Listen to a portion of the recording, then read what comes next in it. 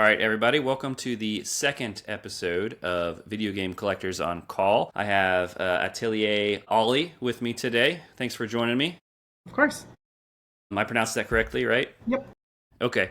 So, this podcast I started just to kind of get collectors out there, meeting new people, and learning more about how people got started. So, kind of start me from the beginning because I've seen some of your posts and you have so many games. What, like 4,000, 5,000? Almost 4,000. Yeah, I Almost just about 4,000. hit like 3,900, something like that. Okay. And when did you start?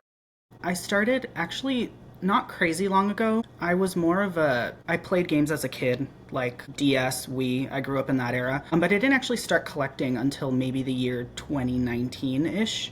Right before the pandemic. That's kind of when, around the time I met my fiance, and he was really into game collecting. So he was kind of the one who introduced me to it, and his kind of passion and his interests and how much he knew really just kind of got the ball rolling for me. And I just kind of took off from there and just kept going and grew kind of exponentially. So the posts we see, are they all your games? Are they a combination of yours and his? Or They're ours, yeah. okay, I would say we contribute pretty equally to the collection. I'm just more public with it just because I'm more gotcha. of he's not really a social media person. Okay, So okay. I'm the one who I guess showcases it, but he contributes to it equally. So you said you started collecting or you played video games when you were younger. Do Mhm. you still have many of those games, or like Yeah. many of our mothers, were they given away at a yard sale or something? That's what kind of happened to I mine. mean, I've had my fair share of ones that I've ended up trading in before I became a collector. But yeah, I still have my childhood copy of Pokemon Sapphire, and I actually recently got like a box for it because as a kid, it was kind of a hand-me-down. One of my friends in like second grade had heard I gotten a DS, and he gave it to me. He just handed it to me and wanted me Wow. to have it. So I kept that copy with me since for all those years, and now I finally just have a really nice quality box to go with it. It just means a lot to me. So what would be your favorite game as far as like something that you love to play or have in your collection that you just love? It probably varies day Huh? by day, but kind of as a Okay. whole, the my all-time favorite game that I like to say is kind of my number one is Dragon Quest Builders 2. Okay. That's from 2019, I think, Okay. and it's kind of like a bit of a Minecraft clone in the Dragon Quest world because I'm a big Dragon Quest fan in addition to a lot of other like JRPG series. But I sunk so many hours into that game and I still go back to it and it just like blew me away. It really impressed me. I was playing it for 15 hours a day some days. I just couldn't stop. So I see when you post things, a lot of time it's to me what I consider newer generations, like PS4 or PS5 maybe. But I see behind you right now a lot of, Yeah. I see Nintendo 64. I know you have Super Nintendo. I've seen. Are you kind of done collecting the more older retro games, or? I mean, I wouldn't it's hard to draw a line between what's Mhm. considered retro and what's considered Sure, modern because sure. like I feel like the PS3 could almost go either way. Like Yeah. PS3 is considered old, but it's not retro.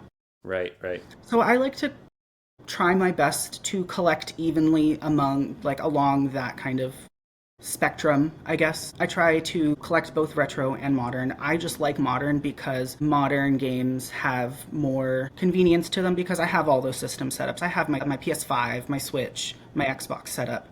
I don't keep a lot of retro consoles like plugged in and connected to a TV Gotcha. like a 64. It's more for the convenience, and I like where gaming has gone and kind of the diversity of games we've seen in the modern era. Like with a lot of indie games, I really like to focus on collecting indie games physically because it's kind of a moral thing that I really like having indie games physically because it means I support the developers, I Yeah. made my contribution, and it stands permanently in my collection. Yeah. No, that's cool.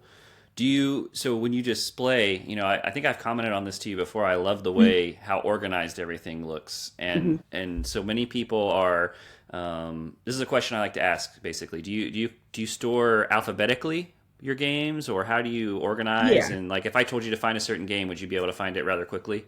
Yeah, definitely. I definitely keep them organized by console. The only thing I would say there's a weird kind of mix is the Game Boy and Game Boy Color. Okay. It's a little bit hard to draw a line between the two, so I just collect them separately. But I do keep them alphabetical, which can be annoying sometimes when you're looking for from the Borderlands and new Tales from the Borderlands because they're on completely different parts of the shelf. Oh, because you go by N for new.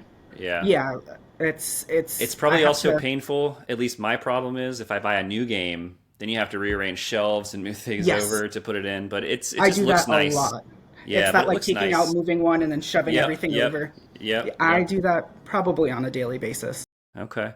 Is there anything you don't collect? Any sort of system, console Um, or handheld where you're like, nah, I don't want any of those? it's not it's not that I don't want to. I just haven't gotten to it yet. Hmm. I I have a really, really small Dreamcast collection. I love the Dreamcast, but I only have Okay. like 10 games for it. But I would Okay. like to dip my toes into like the Genesis and the Saturn. I wasn't a Sega kid growing up. I barely knew Sega existed. Okay. But going back like now and trying to experience those games would be really cool. So that's probably one of my next steps is maybe like the Sega Saturn. I have a couple of NES games, but I don't really collect them. And that's another console I'd love to dip my toes into soon. Now, is everything you collect complete in box, or do you buy some, game only items, or how does that work? Now it is. Now I only get complete in box. Huh? When I first started collecting, I was happy to get cartridge only, and I had a little like a card binder where I would store all my like Game Boy and Game Boy Advance cartridges. But I went through a phase about a year and a half ago, ongoing into now, where I looked for boxes and manuals for every single one of my Game Boy Advance, and 64 games. I still have a bunch that I haven't found boxes for, but it's a matter of just waiting for one to pop up and find its way to me. But for the majority of the games I had loose cartridges of, I got boxes for them in the recent year and a half or so. So, mentioning that, how do you feel about reproduction cartridges? So, let's say you have a game, you don't have the box for it, there's a reproduction cartridge for sale. Would you buy that or just wait out until you find the real original box? That's that's kind of something I would take almost on a case by case basis. I have one game I know in my collection is a reproduction, is my repro copy of Marvel vs. Capcom 2 on Dreamcast. Just because I knew the Dreamcast version was the best version of the game. It wasn't anywhere digitally. I mean, now the collection just came out, so I don't have much of a use for the repro copy because it's on PS4 and Switch now. But this was like 2021, and I really, really wanted to play that specific version of the game, but I couldn't. It wasn't in the cards to spend the say $200 for a physical copy on Dreamcast. So that in that moment, I was like, okay, I'm fine with the reproduction. I'm fine with them in general as long as it is explicitly stated that they are, and they can be displayed as legit games, but it's the knowledge is there that they are repros. Just because repros can be so close to the real thing, there's Yeah, like and I think I've been it's kind of suspicious of some of my GBA games in the past that right. I've had to like do some digging. Myself, being new to the collecting community, it's difficult for me to determine. But I do like some stores I go to where they actually will say, "Hey, this is a reproduction," just so you know before you buy it. But the problem you run into is not all stores do that, unfortunately. So Yeah, it's my local stores have an entire separate section for repros. okay. That's nice. And what's cool is about repros is they can do ROM hacks and like Hmm. modified versions of the game. So I think that's super cool. And I think it makes games more accessible and more affordable. So I'm always for it. Yeah. Oh yeah, definitely, definitely. Where so you mentioned your local game store. Is that where you get a majority of these games, or are you an A good eBay chunk. shopper, Yeah. Facebook Marketplace? What's Um, your eBay's my guilty pleasure. okay? I kind of buy a lot more than I should on there. Yeah, me too. Me too. I like to organically kind of amass things in my collection at like a pretty not insane pace, but sometimes I get a little carried away Hmm. and I go kind of crazy on eBay. But I would say probably like over half of our collection is from local stores finding it in the wild during trips and stuff like that. And so whenever we go to a new place, we always go out of our way to see what local retro game stores there are and see if we can find anything really cool. So how do you determine? Let's say you find a game you want to buy. Let's say it costs $100. How do you personally say, am I getting a good deal or am I not? What's your go to for that? Generally, if it's a blind buy, I'll look into it, kind of if I'm getting massively ripped off or if this is some incredible gem that I'm getting for a fraction of the price or a fraction of the value. But for games I want, generally when I do my research into them, I do a lot of research into games I'm interested in, into series, and I tend to have a good scope, a good idea in my head of what kind of value they're at and if it's within kind of the ballpark. It doesn't need to be exactly market value at the moment, below market value, above market value. As long as I'm like, that's decent, that's acceptable, I'll add it. But I do tend to have a good idea of what price point I'm looking for before I find a game. When you say market value, where do you find those numbers at for people who might be watching this and are new to collecting? Yeah, I actually use an app called GameEye on my Okay. phone, and it's a really, really cool way of having my collection like digitized. And it does include market values. You can punch in how much you paid for it. And what I like is that you can go through your collection, and if I find myself doing this a lot when I'm at a game store, and I'm like, I'm pretty sure I already have this, but I want to make sure. So you'll start typing in the game, and it'll tell you if you have it or not in your collection, and you can sort it by console, and it's a lot of. It's So a, it's, yeah, very similar to price charting. That's what I use. yeah, So I know Game I Eye and think price it charting. runs off of price charting, or it has Oh, that okay. data like embedded into it. So the one thing I find, you said you do eBay a lot. Have you ever maybe bought something, got it, it didn't work and it was supposed to, and how did that go? It's hard to say because I Yeah. try and buy my games tested because I don't immediately test every single game I get. Gotcha. I probably should, given the Yeah. amount of games I get, unless I buy Yeah. them new, unless I'm buying them from a really trusted, like my local game store tests all their games. Sure. But there has been occasions where I ordered a copy of what was it? It was Arch and Ellico 3 on PS3, and the game came and I put it on my shelf, and then a couple weeks later I opened it up and the wrong disc was in there. It was the soundtrack Wow. disc, not the Oh, actual wow. game. So after that I've been kind of been a little bit I'd Yeah. make sure, but it kind This of like I laughed it off for the most part. I think eBay is a good place to buy retro games, and just a PSA for those listening that you have to be careful because a lot of times reproductions are easy to sell. I think on eBay because you can't really get a close look at it, and they can show you the Hmm. pictures they want to show you. The Hmm. other thing being, like you said, you may order a game and you may show up and have the soundtrack instead, and not even Yeah. And if you wouldn't have even looked, right? Maybe you just put that on your shelf, and maybe a month from now you go back, you're like, oh, I'm gonna take this out, and then you look, it's too late to really do anything and return it. So. I, Yeah. I think I think brick and mortar stores are really nice because you get to see the game, see exactly what you're getting. But sometimes they can be a little more expensive. But I understand that. It's also that convenience of having them right there in front of you and being able to that immediate kind of transaction is Right. adds to. Right, and I've had places where I've purchased games and it's been an expensive game, and the guy behind the counter says, "Oh, let me pull out a Super Nintendo and hook it up. Let me Mhm. connect it and see if it works, just to prove it to you." I'm like, "Cool, that's awesome." So definitely some great stores like that out there. I probably know the answer to this question, but I'll ask it anyway. Do you or have you ever thought about selling any of your games? Yes, when I'm kind of, I mean, it's a very situational thing. I have sold a bunch of my games, but for the Oh, most okay, part, when I sell games, it's mostly just when I accidentally buy doubles, which happens okay, way more frequently than I'd like to admit. But I do go to put a game on a shelf every once in a while. I'm like, wait a minute, I already have this.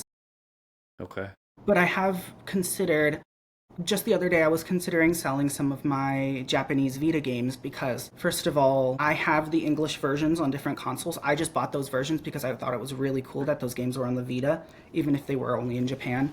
But my logic behind considering selling them was I already have them on a different console. I can't play them on the Vita because they're not in English, and I can play it on a different console in English. So it was almost a no-brainer, but I didn't end up selling them. okay. I thought about it logically, and then I went Yeah, yeah. against my better judgment and didn't sell them, and I still have them. So that kind of brings up another question to me, and well, two questions. The first one, and I assume you have not. Have you played every game you have right now? Like, have you at No, least put it in once? not Okay, even close. I assume not. So, I have always, and there's nothing wrong with either of these two directions, but I have always felt like there are two different kinds of collectors. There's those who collect to have the set and to have everything, and there are Mhm. those who only collect what they want to play. What do you think about that? I think there's a spectrum. You can be anywhere in between those two. I don't generally tend to blind buy games and buy a lot of games to inflate the numbers in my collection, inflate my shelves basically. I'd like to say that one of the things that I'm really proud of my collection for is either me or my fiance could pick a game off the shelf and tell you all about it, the research we've done into it. That's Every awesome. game that we own, we know at least a good amount about, and we usually research our games beforehand before adding them to the collection. Or if it's a different version of a game, like we know usually the differences between different versions of a game, either on different consoles or on different like manufacturers, different years, different kind of launch edition versus new edition, stuff like that. We tend to know Okay. that beforehand. So you brought up your fiance again. So I might get in a little trouble for asking this, but who's better at video games? Oh, he is one Who, million oh, percent. really? So Yeah. so multiplayer wise, you versus him, it's him every time. Oh yeah. We don't even Okay. play many multiplayer games together because Okay. it's not even a Okay. contest usually. Okay. Do you have the same interests in terms of like what sort of games you like or not really? No, but I would say that's an amazing thing because we play games on opposite sides of like gaming as a whole. Gotcha. He's in the other room right now playing Marvel vs. Capcom 3 on the PS4 and I was just playing Wild Arms 2 on PS5. So I'm more of a JRPG, like I play a lot of indie games. I play easier, simpler, less action-packed games, and he's very much a Call of Duty guy. He plays a lot of Halo, but he does play his fair amount of like AAA games. He loved like the Spider-Man games and like God of War, stuff like that. And that's generally how I experience a lot of the games because I don't feel like certain games, like I don't think I could have gotten through Resident Evil 7 on my own because that game is Wow. just too scary for me. So a Wow. lot of Okay. games I watch him play, so I absorb it in Well, that's that cool. way. Yeah, that's very cool. Very cool. So, in terms of your games, what would you say is your most prized possession? Like one game, like I'm taking this to the grave, I'm being buried with it, or even a Hmm. console, some game item that you own. It's hard to say. I think a game that really means a lot to me as far as my collection goes is Blue Reflection on PS4 because since there was a couple of years where I was obsessed with that game. I still haven't even played it. I'm starting with I'm that, but I'm not familiar with that. Can you explain that oh game yeah, to me a little bit? Yeah. it's a JRPG from Gust, the company that makes Atelier, and it's a kind of Sailor Moon magical girl meets like slice of life anime type vibe. I don't it's hard Okay. to describe. It's a really Sure, unique sure. game. It's a turn-based RPG. Okay. Okay. Okay. But I did a lot of research into that game and I found it so interesting. I fell in love with the soundtrack, and I just had to have this game. But for a long time, it was really, really expensive. It was a really rare PS4 game. It was one of the rarest. It was going for $400 because it was a game from 2017, and this was kind of like 2020ish when I was looking into it. So I really, really wanted this game, but I wouldn't I just couldn't shell out the money for it. And then my friend actually ended up buying it for me, kind of as a surprise, because I wouldn't shut up about it probably. But she was like, "Hey, I'll get you the game because it's dropped in price kind of over time." And now there was a full retail reprint of the game, so now it's a lot more accessible. You can get it for like 40, $50 now. Oh, wow. So I'm glad I didn't pay the high price point for it, and neither did my friend. I think she paid like 70, 80. That's kind of the opposite of what happens with most games, right? Games that were when we were younger, maybe $50 for a game, and now some of them 300, 400 for a complete in box. Yeah. And it always What do you? blows my mind when PS4 games and like PS5 games are really Oh, yeah. expensive. Like those are so new. Why is it seems So unnecessary? here's something that blows my mind. So what? First off, what do you think of game grading?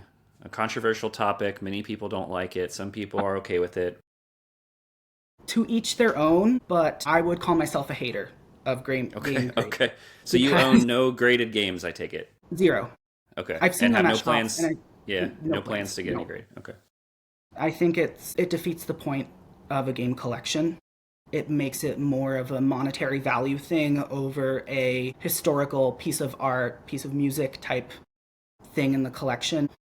Like, I could take any game off my shelf and play it. A lot of my games are Hmm. still sealed, but I'm always willing to unseal a game to play it. I'm not one that collects sealed games because, again, I feel like that defeats the purpose. If you're never going to play it, like, what's the point of having it? And that's also how I feel about graded games. Yeah, I think there's certain, and I've talked about this on a previous episode. I think there's certain circumstances where it's okay, but like the PS4 games you're talking about, that I see some that are graded, and I'm like, this just came out like maybe 5, 6 years. It's not really that old, Mhm. and it just boggles my mind that someone would take the time to get it graded. So there's a real issue with prices being inflated sometimes because of that. So I think I could see give it myself some getting a time and it will die down. game like I could see myself getting a graded game as a display piece Right. and Yep. nothing else. That's kind of the Yep. only purpose they serve, and that's kind Yeah. of the only way I could see myself getting one. And only if I already had that game in a Exactly. playable condition, And it right? would Not have to something that mean I, a yeah, lot to me. It'd have to be a really, really yeah, special game. Yeah, yeah. No, that makes sense. What would be your favorite console of all time? To play, to collect for, To play. to Yeah. play PS4. Okay. Just And why is it's, that? Variety of games or just yeah, I just think it's a console that it's been around for a really long time and it stays recent. It stays like trendy. There's yeah. still like the Marvel vs. Capcom collection didn't come out on PS5. It came out on PS4 in 2024. Yeah. And that console's been out for what, 11 years now? I just think it's had a really long lifespan and it has the capability to just continue. And that's what I really like about it. Do you so I don't think I asked this. Do you have any Xbox games? I haven't seen any sort of Xbox. Okay. I never have I seen go any of those on your through shelves. I go through a little. I go through Xbox phases every now and then. My Okay. Xbox collection is definitely not nearly as big as my PlayStation and Nintendo collections, but I do have, Gotcha. I want to say like 60 original Xbox games. I think like 200, 250, 360 games, and maybe like 14, 15 Xbox One, Xbox Series X games. Okay, because we've talked a lot about PlayStation, and I'll be honest, I've never had anything beyond a PlayStation 2. So Hmm. PS3, 4, 5, those were never on my radar. I've always been an Xbox fanboy. Hmm. Xbox came out, I remember going to the midnight release and waiting in line to get the original Xbox. Oh And I wow. got the 360, and then I got the Xbox One, and then the Xbox, One S. So I've always consistently had Microsoft consoles. So are you more? I guess so. You're more a fan of PlayStation over Xbox because that's a common debate Yeah, we hear about too. Yeah, generally. Well, yeah. I mean, I grew up playing Nintendo. Okay, Growing up, I didn't own or play a PlayStation console until I was maybe like 18, 19 years old. okay. Because growing up, I grew up with like very strict helicoptery parents. Like they didn't even let me get E10 plus games until I was 10 years old. Um, Wow. so I was very limited in my exposure to those Xbox and PlayStation, which were considered more adult, that had more adult Yeah. games on it. So my exposure to them was a lot more limited. So I was kind of forced to grow up with Nintendo, but I have no complaints about it. Yeah, I remember I had to. Speaking of game ratings, I'm a big fan of Resident Evil, and I Mm. always, I wanted Resident Evil when I saw commercials for it and stuff. I was like, I want that game, but it was rated mature, and I was like, 10 years old at the time. Mhm. So I think I had my brother get it for me or something. Somehow I got the game, but it was not under my parents' permission or anything. Yeah, a lot of my friends in like middle school and high school, when like GTA 5 came out, they had to make do. They had to find their really weird ways of getting the game just because everyone had to have that game and it was rated. Is there anything in your collection that you're currently looking for that's hard to find that you're having difficulty getting a hold of? Uh, I would really like to get a box and manual for my copy of Pokemon Crystal. That's one of the last Game Boy games I need a box for, and I've had my copy. My copy was a hand me down from a friend from a decade and a half ago, but it's so hard to find. It's just It, low quantity, or the qualities that you find are not good, or it's hard. It's a really rare game. It didn't sell well at all, but in addition to that, it's a low population of games, and it's just hard to find box and manual only. Everything's either cartridge only or complete, so it's a little bit harder to find just the pieces you need. and when you look for a box, you say like you were missing a box for a certain game. Are you trying to look for one that's in really good condition, or any box will do usually, or what's your criteria there? I don't have super high standards as far as condition goes because I keep all of them in like plastic protectors, and I do think that the In plastic addition to protector. the box, right? So the box and Yeah, then the yeah, plastic yeah. protector over it. Yeah, Okay, the, got it. the boxes slide into their plastic containers. And those, I feel like these sleeves, the containers, they make the game look a lot better than it actually is. So I'm not a Yeah. huge stickler for quality. If I have the option, I will go for a better condition one, but unless it's like really, really beat up. Like I actually saw a listing the other day for a box and manual only for Pokemon Crystal, but it was the front panel of the box only. The rest of the box was cut off. It was Wow. literally just the front panel, that slice of cardboard. So who would buy that? That doesn't. I don't. I have no clue. Yeah, someone that wants to get it graded, maybe just put it. Put it like you could like tape it to your wall. I don't know, like as a Oh yeah, poster, yeah. maybe. So take me back through all your years of gaming. What, is there a moment that, so I have my personal like best or favorite achievement of all time in video game history. For you, is there a moment where you're like, yes, I can't believe I accomplished that? And this is talking about playing. That's tough because I don't like games that are too hard. I'm Oh, very you okay, quick okay, to, yeah, it's okay, kind of another separation between me and my fiance. I'm very gotcha. quick to get discouraged if I'm struggling in a game. I'm not super But you really perseverant. like RPGs, right? And to me, RPGs are difficult. I mean, they're not easy games. So I'm sure But there must be. there's always a way to make, Yeah, you can grind, you can find special items, you can yeah, look it yeah. up. That's But true. that's a tough one. I beat the first Dragon Quest, or it was called Dragon Warrior back then. My Game Boy Advance, or Game Boy Color. Okay. I beat it when it was 2019, 2020. And I knew that game was really hard, and I was able to beat it without a guide, so I was just really proud of myself for that.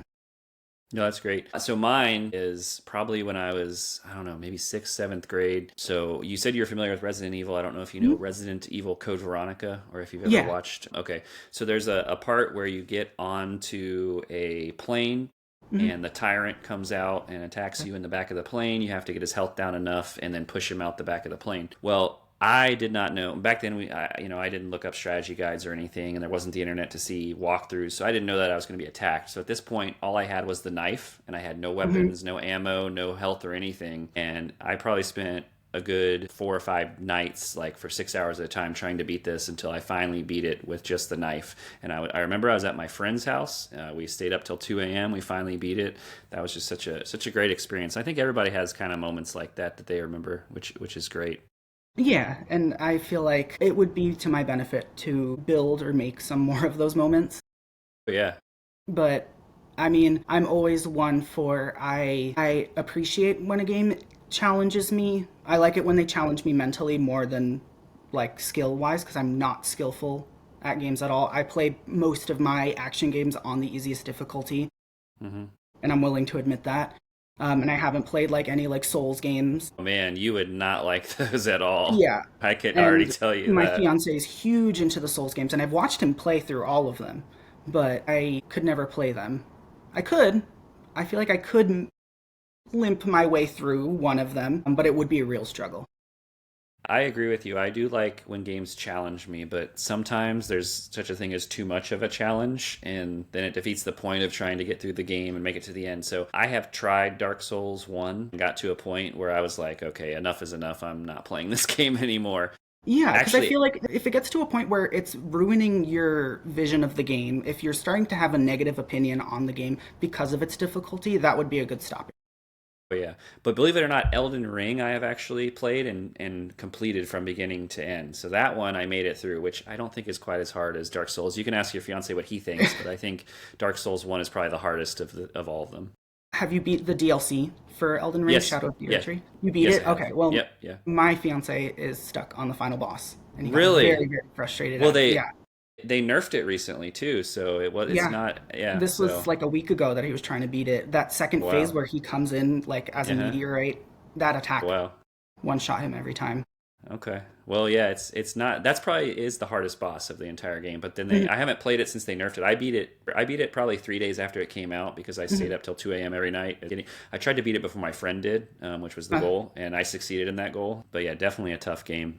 Yeah. What's a sort of advice might you have to anyone who is just getting started collecting? Maybe they have a couple games. Mhm.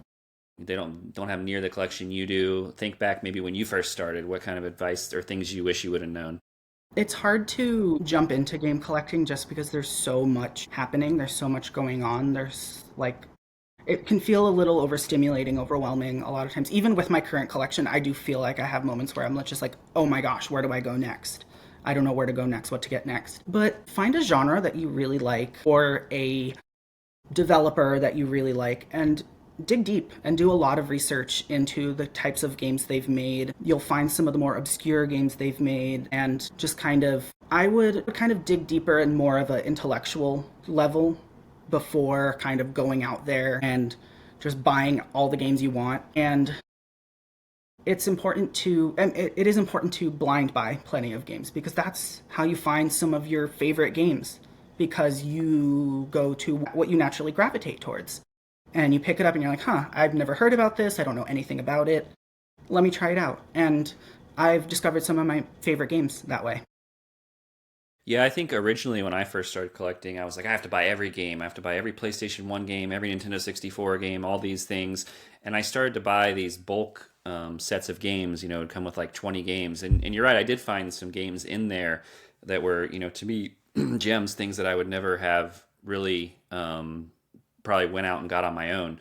But as I started to do that, now I've kind of dwindled down to, okay, this game looks very cool. I want to buy it. So I've kind of switched over to buying individual games as opposed to these big sets of 20 or 30 PS2 games or whatnot. So It's also just harder to find those lots nowadays oh because yeah, everyone's looking up what things are worth, and if it's something that's actually worth something, they'll do it separately and price it separately. yeah. Usually the lots I find now on eBay are like maybe there's one good game and then the other 20 are all sports games like NHL Yes. 2009 and NASCAR Oh yeah. 2010. And it's like, I know really you're just doing this to get rid of your sports games. I get it, but Hmm. it just sell the game by itself, right? So Right. That's the it's only way to get rid of them. It's to tack them onto other games. oh, yeah. So I don't have any more set questions for you, Hmm. really, but I did enjoy talking to you and getting to learn about your collection. Anything that Thanks. you want to add? I mean, to people watching this, collectors or anything? I feel like I could just go on forever about collecting, Oh, yeah. honestly. Oh, yeah. Um, Oh, yeah. Another piece of good advice I have is Yeah. get to know the managers and the owners of your local game stores. Get to know them well, say hi to them frequently, pop in. Even if you don't buy anything, just look around, talk to them. And that's a lot. I've gotten a lot of good game recommendations from my local game store by asking, hey, do you know anything about this game? Or what are you playing? What are you interested in? What did you play as a kid? And I would say 9 out of 10 times the person at the counter at a like if they're working at a retro game store, like they're going to be a pretty cool person. I Yeah. like to think that. Right. But they're always super like happy to talk to you about games. And my local stores have really pulled some strings for me, not in like a kind of braggy way, but my local store has they don't sell loose boxes and manuals for like 64 games or for Game Boy Advance games, but I go in there and I ask, and they're like, "Oh yeah, we have a bunch of boxes in the back. Let me show you them." And they'll bring out this tub of boxes, and I can sort through them, and they give me really, really good deals on them because they can't sell them because there's no game in there. So a lot of some of my more valuable 64 games, I was able to get box and manual only from the store because the manager knows me and my fiance. Our copy of Conker's Bad Fur Day, we got a Great box and game. manual Yeah. for. Love that Yeah, game. we got it. We were looking for a boxing manual forever. And then our local game store had one, and we got it for a really, really good price.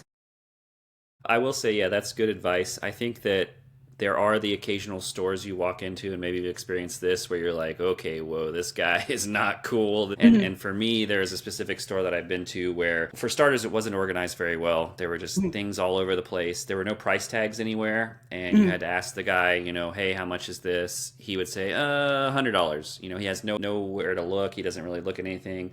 And then he talks about, well, this is the pieces of my collection I'm willing to sell. I have so much more at home that I don't even want to sell to you. And Hmm. he just had this idea that I think that he was better than everyone, and it kind of put me off to his store a lot. So Yeah, be like careful. this is my trash. Yeah, I'm yeah. being generous by letting you buy it. Exactly. I was like, well, then I'm not Hmm. buying anything. Sorry, sir. Hmm.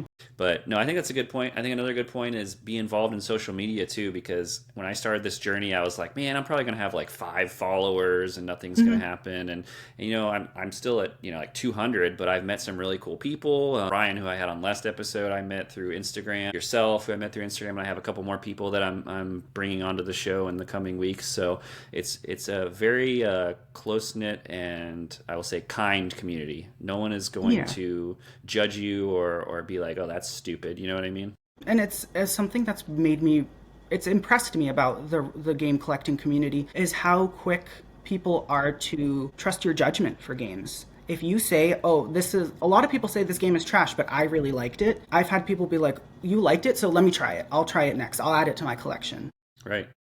Just showcasing some of your games can help someone find something that they didn't know they were looking for. Like, Was as a prime example, I think it was a couple weeks ago I asked you, like, I was like, "Oh, I'm going to get an Nintendo DS. Is this a good a Hmm. price?" Like, we've never met in person. Like, Yeah. I've known you for a month on Instagram, but I trust your opinion on, the price of what a good deal. And I still haven't bought one yet. Just to point that out, I have not. I'm Hmm. still waiting, but Hmm. that's just something that you can do by getting to know more people. And that's how you know you're going to get honesty, and you're going to get people. Like I like to keep it real with people. Like, Yeah, yeah, yeah. I mean, I have what, like, I'm looking at them now, 8 or 9 DSs in box of different colors. So I've done my research into what's a good price for it. So if I feel like I know, I won't kind of pull something random out of my head if I don't know it. Do you collect Do you collect anything else besides video games? By the way, Not really. I'm not not a really. Okay. huge. I mean, I collect like plushies, but most of them are related to video games. But yeah, video games are the one major thing I collect. Okay. Yeah, so well, I also collect coins and Mhm. currency and stuff like that, and so I just kind of wanted to say that the community of video games is very much different in that regard. Where I don't think I could post pictures of my coins on the internet and have people follow me and make Mhm. friends and have people to talk to, and even going to stores. It's people are it. I just feel when I walk into a video game store versus when I walk into a store that's selling old coins that there's just a different atmosphere and a different vibe when that happens. I think it's a big part of it is because video games are centered around having fun and having a good time. And if the community isn't centered around that as well, then it kind of defeats the purpose. Like, if you play video games, you like to have fun. Right. So everyone else who collects video games is going to have that same mindset. So I think it's just kind of because of the nature of the the form of media we collect, it's we're bound to, get along with each other and be really friendly towards each other. No, I think that's 100% it. So that's great. We are, running low on time here, but you have social media, just Instagram, is that right? Is that your Yeah, only? I'm Okay. wanting to dip my toes into TikTok. It's a little Okay. intimidating, but right Well, if now they I'm ban only on it. if they ban it, then you won't be able to use it anyway. So All it's, right, yeah. I mean, I'm not you're not on it anyway, so nothing lost yeah. if that Yeah. happens. Okay. So yeah. So everybody, make sure you follow Atelier Ollie on Hmm. Instagram, and that's his Instagram username is Atelier Ollie, right? Hmm. Any thoughts of ever streaming, like doing Twitch or something? If I could find someone to help me do the whole setup and Your that, fiance? yeah, I mean maybe, but like that's Yeah, kind I'm of sure. way out of my Yeah. realm of. I'm not a Yeah. very techie person, so I don't feel like I I could do it every single-handed. once in a while. It's I get like 2 or 3 viewers, but it's just I figure I'm gonna play video games anyway. Why not have people watch me and just see how if I meet some new people. So which I have, Yeah, which is great. yeah, that's So something I'm definitely considering for the future. excellent. All right. Well, it's been a pleasure to have you here today, and I appreciate you joining.